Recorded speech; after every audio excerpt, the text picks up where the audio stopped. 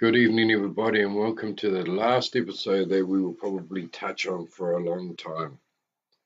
Loved ones that visit us. We've been doing this now for the last couple of nights due to one of our supporters who told us about his experience from his loved one, his wife that passed on not so long ago. Now, been doing a lot of soul searching and, to be really honest, a bit of crying going on. And I wondered about our loved ones. Do they visit us after they die, or do they visit us as they're passing over? Well, been doing, as I said, a bit of searching, and today I found out: are we visited by spirits of the loved ones as they die? I thought, well, this was quite an interesting heading. Our loved ones passing on, do they visit us as they pass on? And it is actually quite common. Listen to this, for example. Many believe that our family and friends can share the moment of their passing with us, no matter where they are. Here's a story from two women, and they'll tell you all about what happened to them. Most of us have heard of near death experiences where people return from the other side after traveling down a tunnel towards a bright light. Now, we've all heard that story, you pass on, there's always a bright light, and all of a sudden you're back. A lot of people have said it. But now another kind of phenomenon is creating waves in the spirit world, the shared death experience. SDEs are said to occur when a dying person's spirit makes contact with a loved one just before or during their death as a way of saying goodbye or sending a warning of what's to come.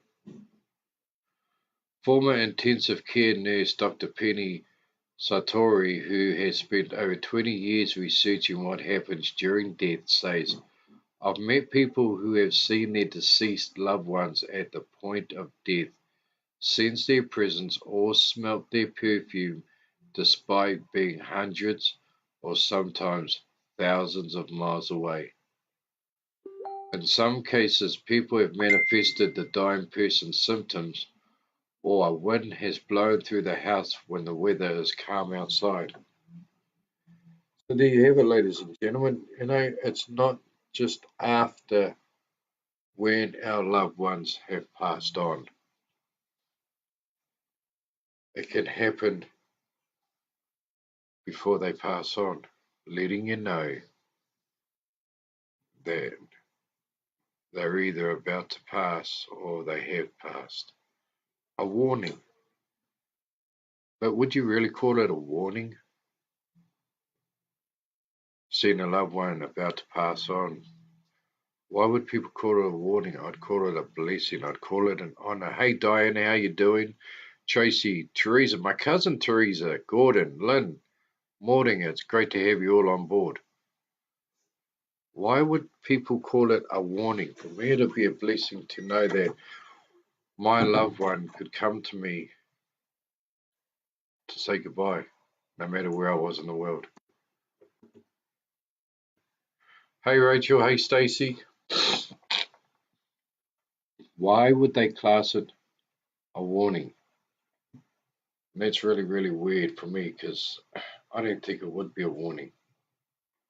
For me, it would be a total blessing that a loved one that was about to pass on to the next world to take on their next journey would be a warning. Like near-death experiences, many scientists view SDEs as a hallucination triggered by intense emotions. Now, we've all heard that before. Scientists saying this, scientists saying that, even scientists saying that people who actually saw doppelgangers, i.e., President Lincoln, Queen Elizabeth I, others, all had schizophrenia, apparently, according to this one scientist. Scientists seem to know everything when really they know absolutely nothing when it comes to the spirit world. But I guess they have to make up something. Most doctors and health professionals are afraid to talk about these experiences because they go against everything they've been taught in medical school. So they make up stories, obviously. And we all know that. But the more these types of anomalies are discussed openly, the more we can accept our current view of consciousness is out of date, says Dr. Satori. Here, two readers share their experiences of SDE. First one comes from Annie Kebb. She's a 54-year-old, is a holistic therapist, and Ceremis from Canterbury, Kent. Her story starts off like this. Mum reached out to me from 5,000 miles away. Annie Kebb, 54, is a holistic therapist from Canterbury, Kent. One minute I was counselling a client, and the next I was gasping for breath. The gagging sensation was so overwhelming I had to ask my client to leave the room. I also felt an urgent need to ring my mother Betty, who had been taken ill in Oregon, USA, a few days earlier on Boxing Day 2003. After being hospitalized, my mother, who was 78, had been kept in for tests, and within days of her admittance, her organs started to shut down. Sadly, I couldn't get a flight and was really upset because I couldn't be with her. In the moments after my shortness of breath, I called my sister Claire, who informed me Mum didn't have long left to live.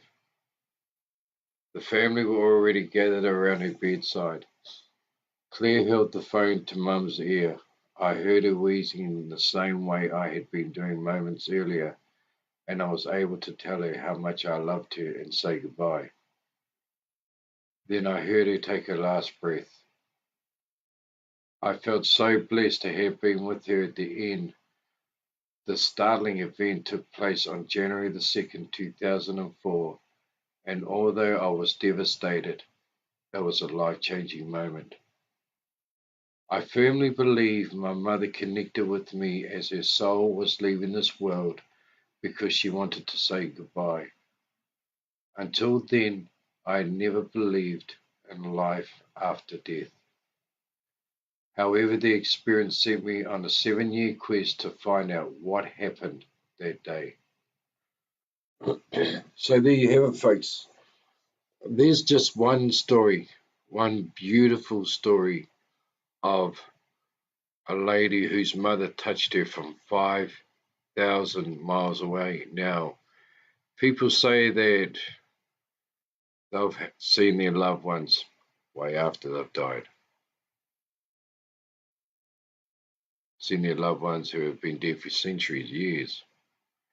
But yet, there are actual cases of loved ones who actually pass on, but will still reach out to let their loved ones know that they're going.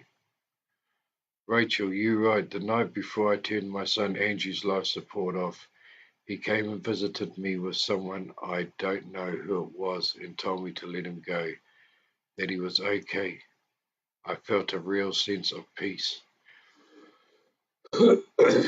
That's beautiful, Rachel. You know, we've never really touched on the basis of when we do get to experience our loved ones leaving or when they have passed.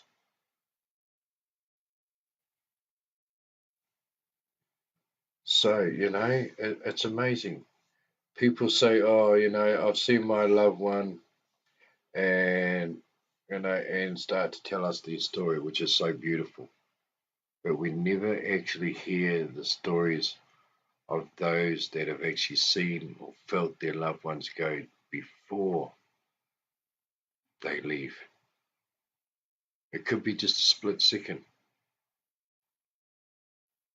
It could be a half an hour. It could be an hour. Who knows? But it is amazing how our loved ones can come to us just before they pass on to that next world, before they take their next journey.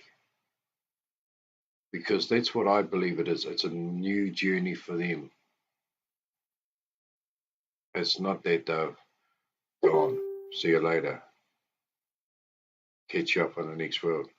I believe for me that they have passed from this world and they've journeyed on to a new one to start their journey off again in a new world. And it's amazing to find out that there are stories out there that can say, hey, you know what? I saw my loved one just before they passed on, or I smelt them before. I smelt their perfume, their cologne, before they passed on. And it's amazing. Hey, Selena, welcome. Okay, let's check out a new one.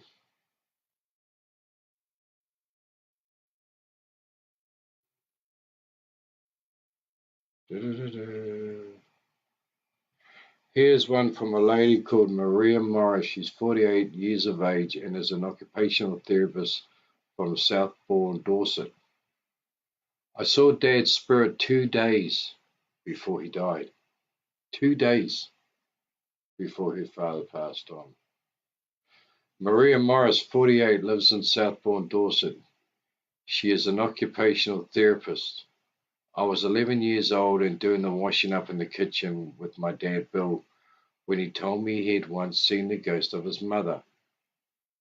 His mum, my gran, had appeared outside the kitchen window on the day she died. I was surprised and thrilled by this family story, but Dad didn't go into more detail. Even so, I knew he was telling me the truth. Then in 2008, when Dad passed away from prostate cancer at the age of 66, I had my own ghostly encounter with him. A few days before his death, when he was in a hospital 3 miles away, I was at Dad's house with his sister, Roni.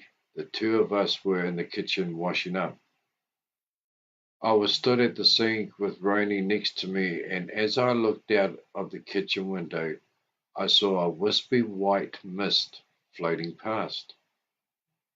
Initially, I thought, is that a net curtain? But the white mist formed into the shape of a person. It hovered outside the window, inches away, then whizzed off to the side.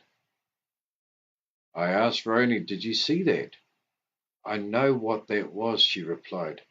So do I said. Without prompting, my aunt said she felt Dad had come home to tell us to prepare ourselves. He's visiting one last time to say goodbye, she added. I opened the door to see if the mist was still there, but it had gone. I hadn't imagined, and neither had my aunt. We both burst into tears. I saw the mist on the Wednesday, and on the Friday Dad passed away peacefully at the hospice. But there's more. On the morning of his death, I woke up at 5:30 a.m. with a sensation that felt like a sword striking my heart. It was momentarily painful. I sat bolt upright, and my immediate reaction was, am I having a heart attack? Next, I thought about Dad and instinctively knew that he had gone. 5 minutes later, my mobile rang with the confirmation that he passed over at 5:30 a.m. I didn't feel scared by these events. I felt reassured. It was comforting to know that Dad was thinking of me, and it was a relief to know he had found peace. I've not discussed these experiences until now because most people would think I was mad, but I know that they were real. It was Dad's way of saying goodbye. And that's beautiful. Absolutely beautiful. So we get to see our loved ones people before they even pass on, before they even leave this world. They're already preparing us. Evening, Tracy, Annie, Moringa. Welcome to the show. Loved ones is the hardest thing. It doesn't have to be family members. It can be friends, colleagues, workmates, buddies, loved ones. Cuts you like a knife, rips your guts out. Makes you feel that you can't be here on this earth, you can't live without them. And that's how us humans always think. That when a loved one leaves us,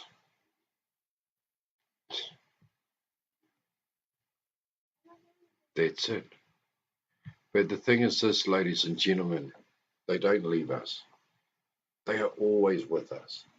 Always. They live within our hearts. They live within our thoughts. Every time we think about them, they're there. Every time we hear a song, they're there. A thought, they're there.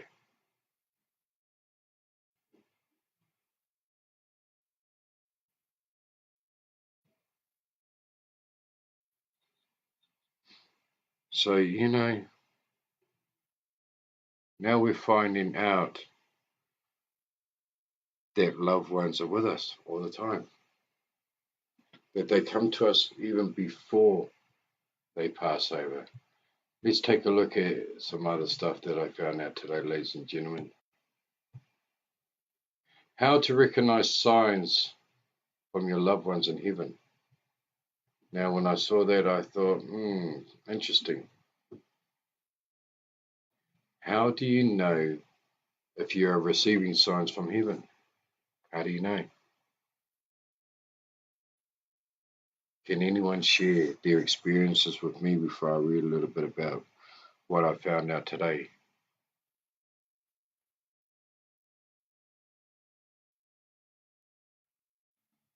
How do we know that we are receiving signs from heaven?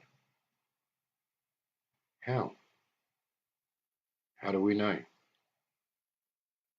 How can we tell that we are feeling even our loved ones? How do we know?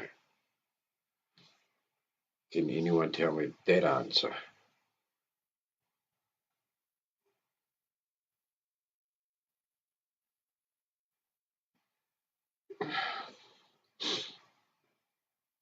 How do we know if we are getting it right, ladies and gentlemen?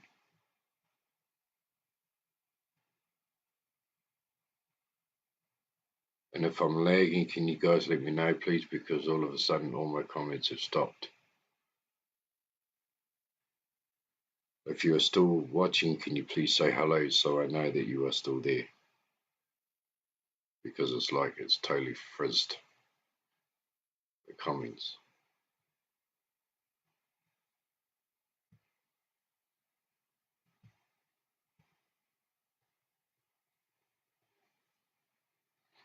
Okay, I'm going to have to jump to my phone and check it out.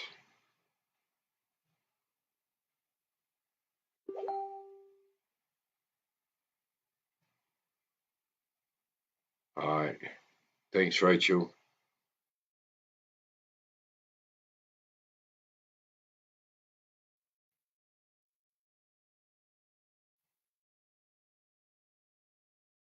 So, it's not just the afterthought. Kia ora, Annie. Hey, Gary, brother from another mother. Let's take a look at it. How do you know if you are receiving signs from heaven? No matter how far you feel from your deceased loved ones, they are watching over you. Through mediumship, I've learned that the space between life and death is much thinner than we think it is. I believe that our loved ones on the other side send us signs and if we listen closely, we can communicate with them. Mediumship, aka spirit communication, isn't new or scary. It's also nothing like the movie Ghost with Patrick Swayze. It's much more subtle, and it's probably already happening to you. Yes, you.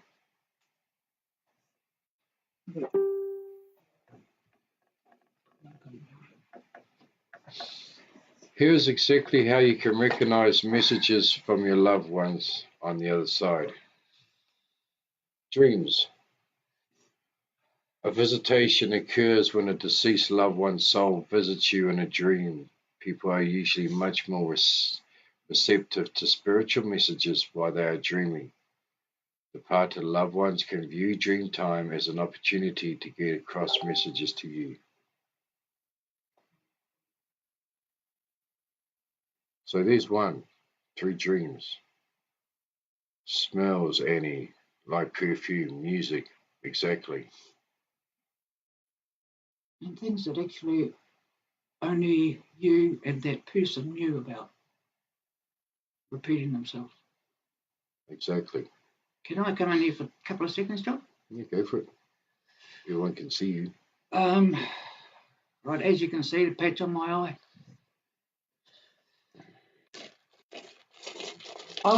I must admit, I was petrified going to theatre.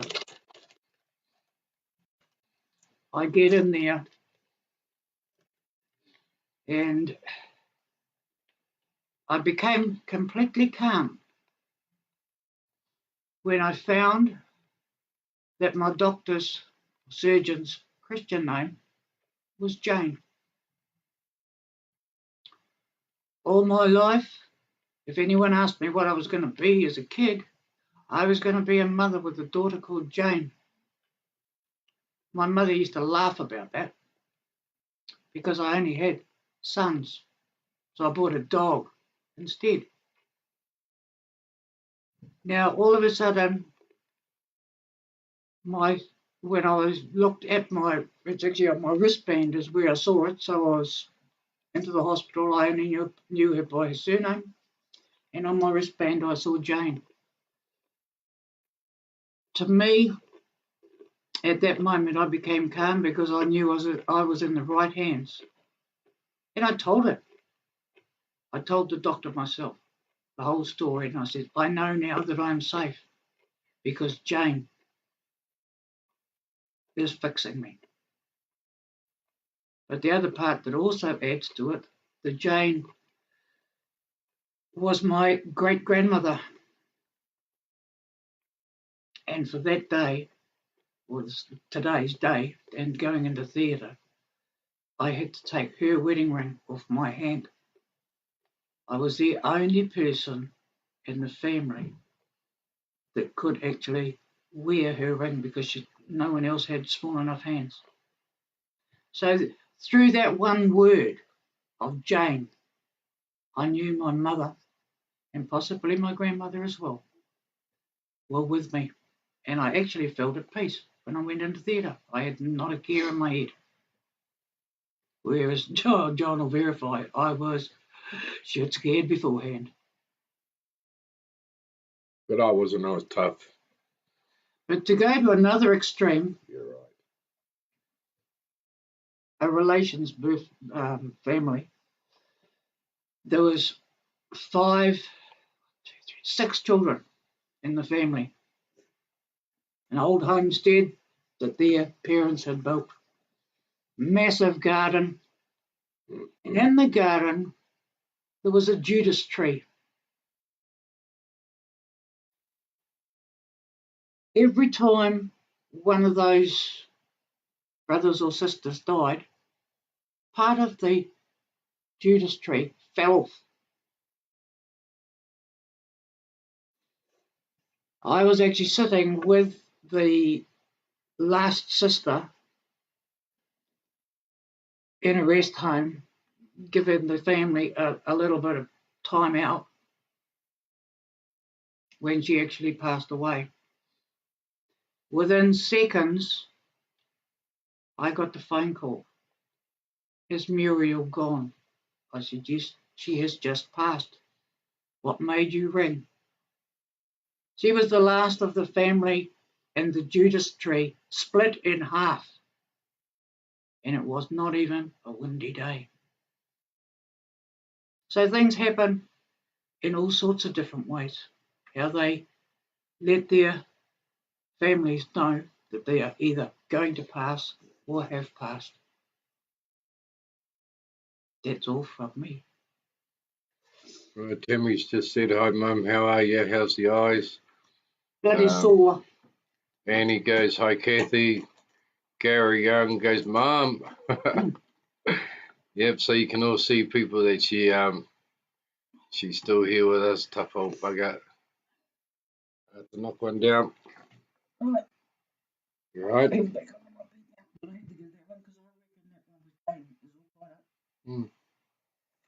I never knew the bloody doctor's name. So you know what, ladies and gentlemen, you know there are many, many, many signs. We don't have to always see our loved ones after they've gone. We're just reading two stories from two different ladies from two different areas, countries.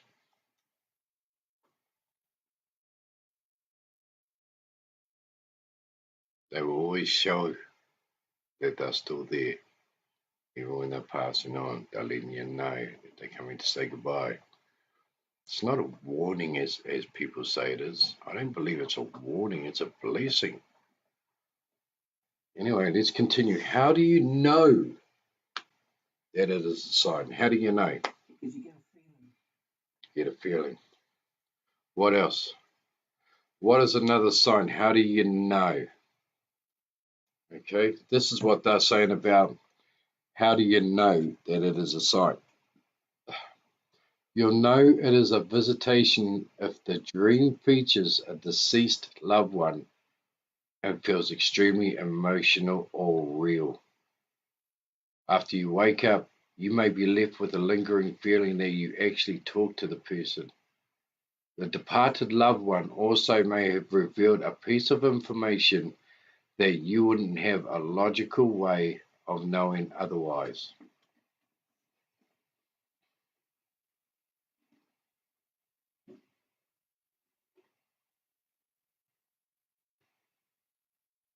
From my experience today, John, it was the minute I actually saw that Jane on my wristband, the first person I thought about was my mother.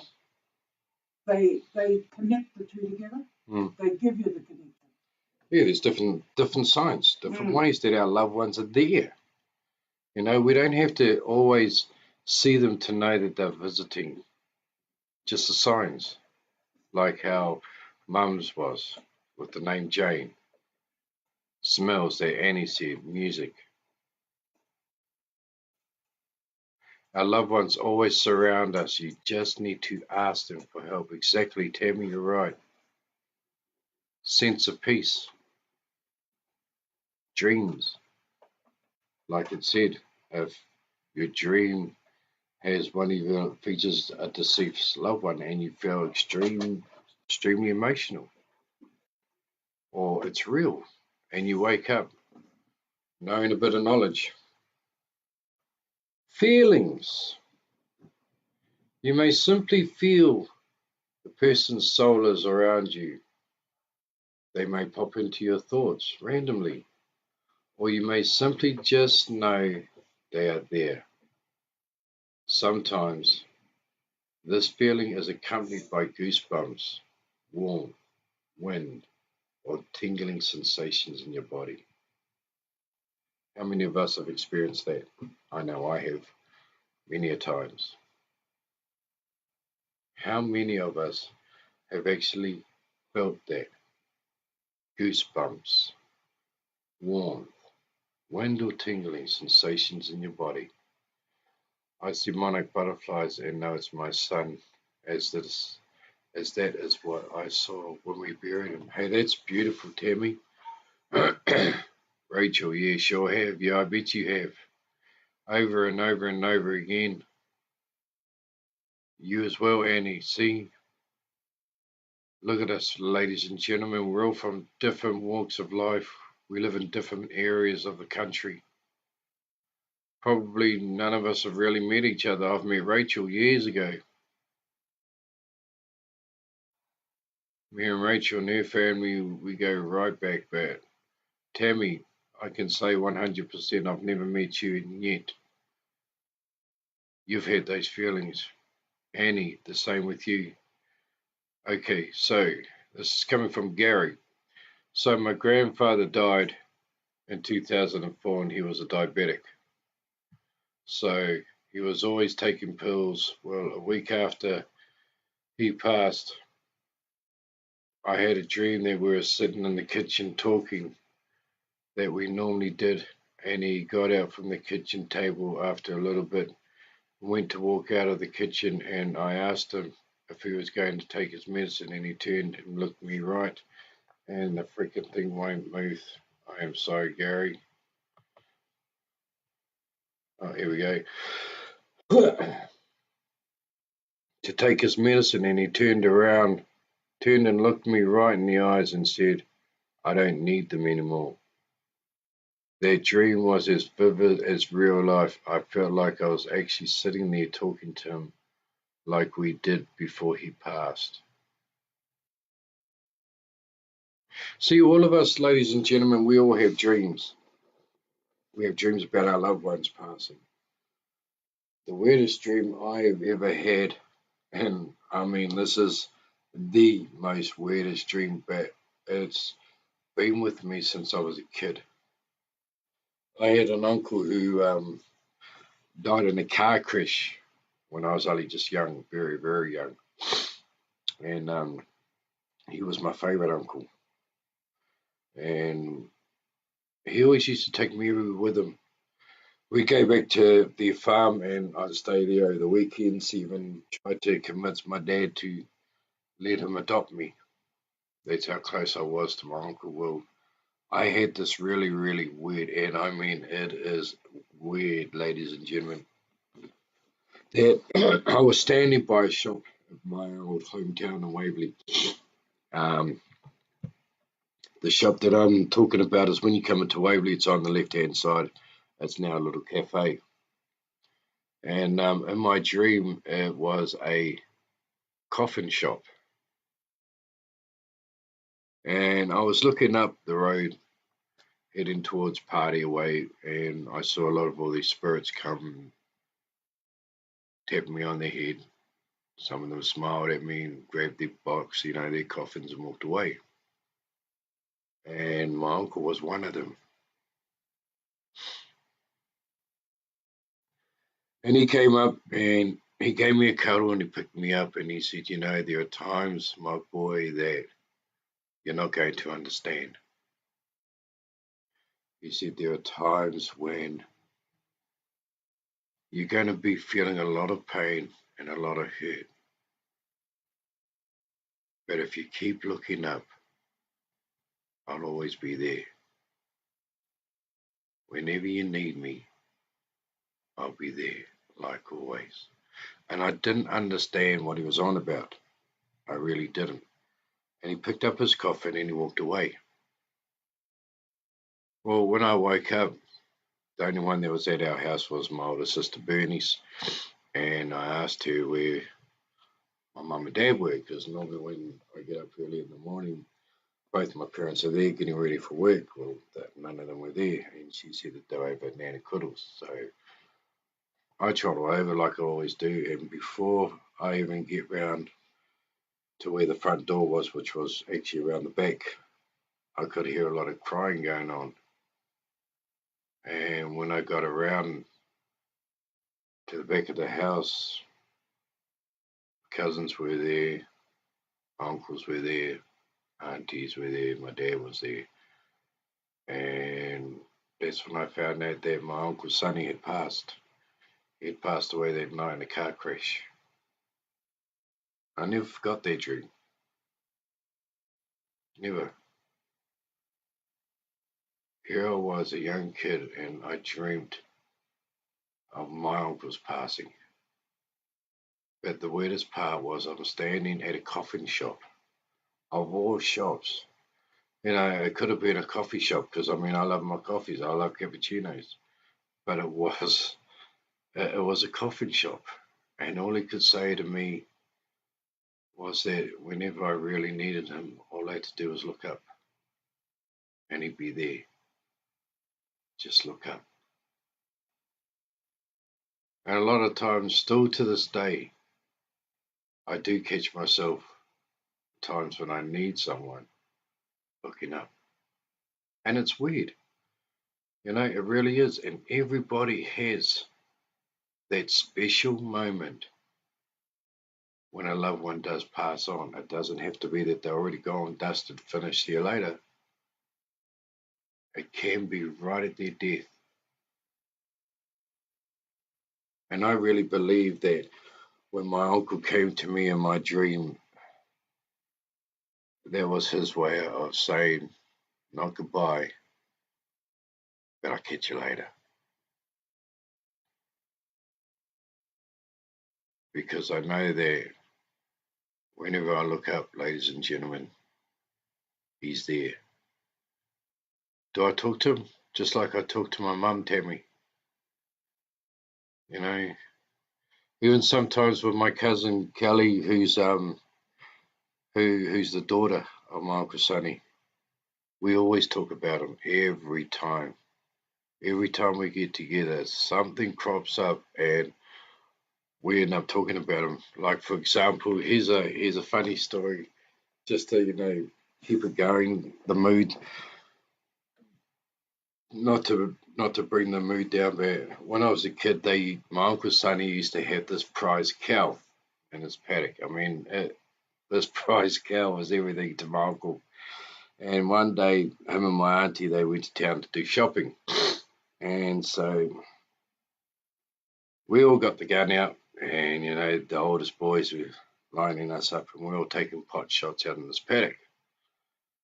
And I was the smallest, and, they grabbed me and told me to hold on and just pull the trigger, and, like a kid you do, bang, went the gun. And next minute, down went the cow. Everybody bolted. No one was inside, and here's poor little old me stuck by this fence, and everyone's running back to the house. Now, when my Uncle Sonny drove up, he always stops right slap bang in the middle of their driveway when they were living on the farm, when he had the farm when he was alive, and he'd admired this cow. Well, that day he pulls up, and no cow. He gets out of the car, and we were all watching him through the window, and he's looking for his prize cow. And then he spotted his cow lying dead in the paddock. So everyone knocked me out and said it was my fault and that I had shot his cow and rah. Well, I'd even got into trouble. You see, because one, I was his favourite, and two, I was the littlest out of all of them. So everyone else got the twack and not me. But it's the memories. When we keep those memories alive, and you're right, Tammy, keeping the memory alive is to keep the person in your heart, and that's correct. It is. You see, it's memories like that that make me laugh. And I tell you what, every time I see a cow, I think of that day I shot his cow, his prize cow. But it's the memory. When we keep someone's memory alive, we're keeping them alive. Mortimer, you said the presence I felt was my adoptive mum. I knew she was there by the scent of her perfume, and then I felt her sit next to me on my bed. She then visited me as a mist and called out my name. Then she left. See, it's things like that that are beautiful. It's things like that that bring joy to my heart. See, I'll never forget that day, that dream that I ever had of my uncle. Never. I'm 46 years of age, and he died when I was just at primary school.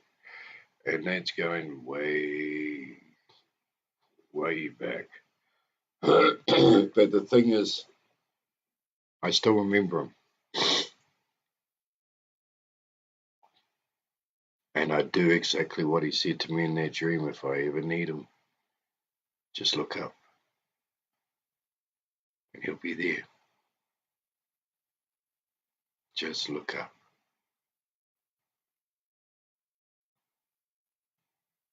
Everybody has felt, smelled, seen a loved one as they're passing on. I see it in the comments. Every single one of us has had an experience. Some of us have had experience of when they've already been passed on, that they're visiting. Tonight is our last night of talking about loved ones visiting. And so I want you, ladies and gentlemen, to talk to me about your experiences, the memories that you remember. Let's make this last night a very, very special night for every single one of us, not just as individuals, but as family. Let us share this night together as family, and let's walk down memory lane of our loved ones, the memories that we remember, like I just did with my uncle. Let's make this night a beautiful night. Certain expressions and words they say are the memories we hold dear. And that's correct, Mordinga. How many of us can sit here tonight, join in on a live feed, and not say anything? And yet, I can guarantee that those that are sitting here not saying a word, just watching, are thinking, you know what? Yeah, I remember the time when one of my loved ones, and they start thinking. If we can make you think, if I can make you understand, if I can make you feel, then as not only as a paranormal investigator, but as a guy who is trying his best to host a show like this, to host a paranormal topic show, podcast, if you want to call it that. If I can make you think, if I can make you feel, if you end up shedding a tear because you remember your loved ones, then I'm doing something right. Then I'm doing something right. And it's not a bad thing, ladies and gentlemen, when we remember. It's not a bad thing that we start to sit there and think about our loved ones that have passed on. Think about how they used to look, smile, laugh, do things, say things, crazy, crazy sayings. It's not a bad thing. It's a good thing. And if you think that what I'm doing is bad and that I shouldn't be bringing up people's memories and I shouldn't be bringing up people's past of their loved ones going because you think that it hurts them, then you should be asking yourself this question: are you thinking about others, or are you really thinking about yourself? Because if you are hurting because you're remembering, that's a good thing, because you're remembering. I will always remember how my grandpa was. You know what, Gary, I should try and talk like you do and try and word this. I think I got a show and how, my friend, but I'll try it anyway. Especially with the grandpa. Grandpa. I would always remember how my grandpa was always messing with electronics. He was the smartest man I've ever known. If he didn't know about something, he'd read a book about it and then he'd go do it. I will always remember that about him. See, there you go, Gary. There you go, right there. Memories, thoughts, the things that your grandpa used to do. Electronics. You believed he was the smartest man that you ever known. He probably was the smartest man that you probably would ever know. You see, my name, he was the greatest cook that I ever knew. The greatest baker in the world. No one could beat her. No one. And she taught me how to cook. She taught me how to bake. My name was the greatest cook in the world, as far as I was concerned. She could make anything out of nothing. Tammy, you say I wish I had memories of my son, but he was stillborn. But as a whānau, we keep him with us, those special days, birthday, Christmas, etc. I even have a tattoo of all my children. Okay, Tammy, now I'm not saying this to be an idiot or anything like that. You say, I wish I had memories of my son, but he was stillborn. You do have memories of him because you just spoke about him right there. But as a whānau, we keep him with us though. Special days, birthday, Christmas, etc. I even have a tattoo of all my children. And you know what? You do remember him. You have memories of him right there, girl. Right there, because you remember his birth, correct? You remember his birthday, special days, Christmas. You have him tattooed on you. Don't ever say, my friend, that you don't have memories of him, because you do. Okay, he was a stillborn, but you remember. There it is right there. You remember. As a whānau, you keep him with you. Special days and Christmas. No way, it's good. They are always going to be with us, mind, body, and soul. Rachel, you have 9 months of memories when you carried him as well, Tammy. My son was 4 days old. Exactly, Rachel. Exactly. 9 months, Tammy. Tell me something, Tammy. When you were carrying that little man in your belly, what did you feel? I want to hear it from you, please. What did you feel? I'm not trying to be cold-hearted or anything like that. I want you to realize what I'm trying to get at. What did you feel during those 9 months?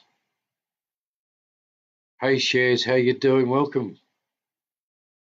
What did you feel, Tammy?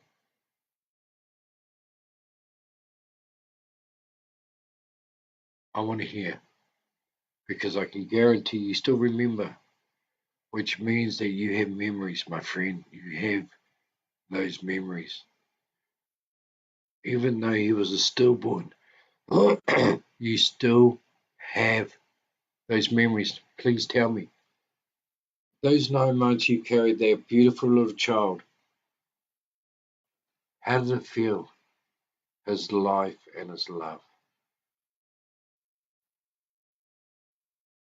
You said before that you wished you had memories of him, but he was a stillborn. I bet you're sitting there now thinking and remembering, and probably looking at the screen or hearing my voice and going, you know what, John, you're absolutely bloody right. I do have memories. Exactly that. Exactly that, Tammy. You have memories, not you wished. You have memories. And the greatest thing about what you have, Tammy, is that you still have him. He is still with you. He is a big part of your family. Don't ever, ever forget that. Always remember, always. Bawling. Well, that's good. Hey, you know what? It's good to cry. I did the other night, and it takes a lot to make me cry. People who know me know that it takes a hell of a lot to make me cry, and guess what? I did. And it's no shame about it. It's not. You don't have to be ashamed to cry. But you know what, Tammy? Don't ever say ever again in your life, my friend, that you don't have memories of your beautiful baby that was a stillborn, because you do. Because you remember those 9 months you carried him. You remember when he was born. You remember him on special days, birthdays, Christmas, family days, whatever special days is day for you. You have memories of your little boy. And you know what? Talk to him. Talk to him like I talk to my mum, like I talk to my uncle. Like I remember some of the stuff that my crazy mother used to think of, and I can't call it crazy because, it takes a crazy person to know a crazy one. You know what I'm saying? But my mum, she was beautiful in every way possible. Yeah, okay, with me and her, we never saw eye to eye when I was a baby. And I was told many stories about what my mum did when I was a child. And it doesn't matter. It doesn't. Because at the end of the day, I made peace with my mum, and my mum made peace with me. And I still remember all my memories of her. And a lot of people still say to me to this day, you know what, John? How can you love it, dude? She treated you like this, and she treated you like that, and she said things like this, and she said things like that. Yeah, she did. My mother wasn't perfect. Absolutely right. She wasn't perfect. But you know what, ladies and gentlemen? She was my mum. And I love her. Tammy, OMG, I do. I talk to him all the time, especially about the other children. There you go, Tammy. There you go. That's good, John. She does, what David lasted 2.5 hours. But in the memories of him, I also try and imagine how he'd be as he grew. Okay. Rather than leaving him as a tiny baby, I imagine him growing up. So your imagination comes into it as well. Tammy, Mum wants to know that. Do you think of how he would be growing up now? What he would look like? Because she does with her son David. Was only on this earth, 2 hours, 2.5 hours. 2.5 hours, and she But does. I never heard him cry. She never heard him cry once, but she always pictures him of what he would look like now. Shaz, you're lucky you had the time to make peace. Yeah, you're right, Shaz, but it took me a long time, a very long time to make that peace up. You see, I always grew up thinking my mum hated me, and I grew up hating my mum. Wasn't just the way that my mum treated me, it was the way that people told me about when I was a baby and the things that she used to do, you know, added to the fuel, I guess, added to the fire. But when I found out my mum was really, really sick, I was living in the Waikato at the time. Oh, geez, something's happened to my live feed, ladies and gentlemen. I don't know if anyone can see me, but it's gone crazy on my side here. Flipping heck. I don't know what's happened. It's gone puckaroo.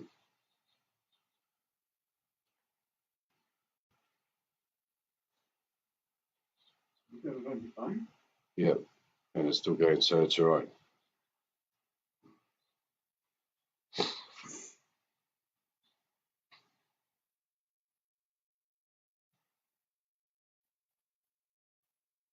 I've just gone to my phone, ladies and gentlemen. As far as I can see, the picture's still clear, so I'm just going to have to keep looking at that.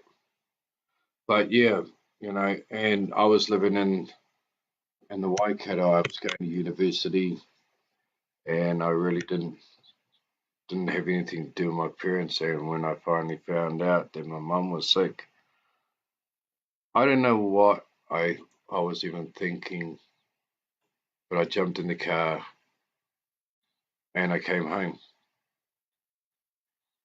And yeah, I made up with it with my mum. We talked, and I'm glad that I did make up for it. I was adopted, and she didn't want to take the time to make peace. Well, that's not sure. Well, yeah, I guess in a sense it is. It's a loss for you, Shaz. But you know what? I believe that if you tried, at least you would still have memories. Yes, I do. This year will be his 5th birthday, and so instead of going to school, I'm donating books to the school which has his name in them. Ben. Absolutely beautiful. The thing is this, ladies and gentlemen, we all have memories. We all do. We've all seen our loved ones pass on. We've all seen our loved ones come to us. We've all felt, smelt our loved ones. Morning, and you say that you both have beautiful memories to treasure. Something I may not know of these memories, but only the pain. I've never been able to have children. Hold on to your memories, beautiful ladies. And that's beautiful too, Mordinger. Thank you for sharing that one. So there you have it, ladies and gentlemen. Loved ones visiting us. Loved ones still with us. Loved ones will never leave us. Ever. Our loved ones are always going to be there. The only time that our loved ones will ever leave our memories, our hearts, our thoughts, is when we forget them, is when we stop remembering them. That's when our loved ones will leave. Hey Janet, I was contacted by my nana, her mum instead, but I know she was there. I could feel her presence. Well, there you go, Shaz. Some of us have upbringings that we wish they never happened to us. Some of us have absolutely beautiful upbringings. But at the end of the day, it's not about how we were brought up. At the end of the day, it's about how we remember our loved ones that have passed.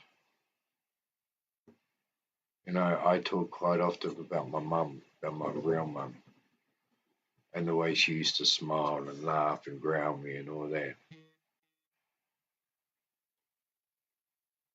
And now tonight I talked about my uncle. Memories, ladies and gentlemen. Memories of our loved ones who will never, ever, ever, ever go away. I gave a reading to a lady tonight, and her parents and brother came through. I had her in tears. She was so thankful for what I had told her. She felt that closeness again. I felt proud to give her that. I felt proud to give her that feeling again. See memories. Exactly, Diana. Memories. Now I'm going to say something really, really, really, really crazy, people, but there is a song called Memories, and it's one of my favorites. And I've always told everybody that when I pass on, this is a song that I want played at my funeral, and it's by Elvis Presley, Memories. If you want to, please check it out. Jump on YouTube, type in Elvis Presley, type in the song Memories, and listen to the words. The words are beautiful. They really are. They make you actually think. But this is what it's about. The last three nights, ladies and gentlemen, was based on loved ones who visit us. Over the past three nights, all I've heard is beautiful stories of memories about loved ones. Loved ones visiting us, loved ones coming to see us, loved ones coming to say goodbye. Why does it have to be goodbye? Because right there, right there is where we carry them in our hearts, right here, every day, in our thoughts, every day. So I'd like to say thank you, one and all, for sharing these three beautiful nights with me, telling me your experiences, sharing your stories. Tonight it's been even more beautiful knowing about other experiences. I'd like to thank you all for coming in, supporting me, walking with me on this journey. I really love the support. To each and one of you, thank you so much. And after that, John, that I think the ones that have sent me prayers and things for today. And the old dragon over here, the Bungai one, she likes to say thank you to those who sent prayers and thoughts out to her today. She really appreciates it. And that's what it's all about. Thanks and praises. Memories. Our loved ones will never leave us. Never. So, tonight has been beautiful. Tonight will always go down as memories.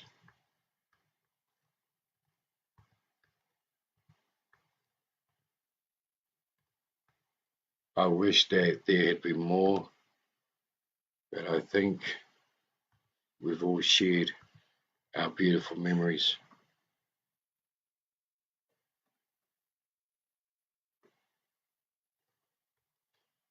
And I thank you for sharing them.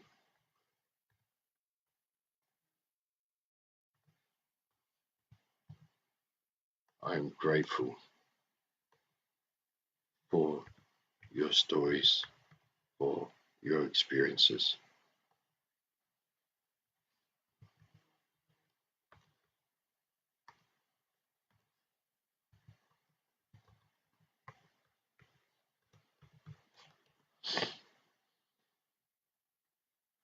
So until tomorrow night, ladies and gentlemen, stay safe. Have a good night. And stay paranormal. I'm John Stamey. Good night to all.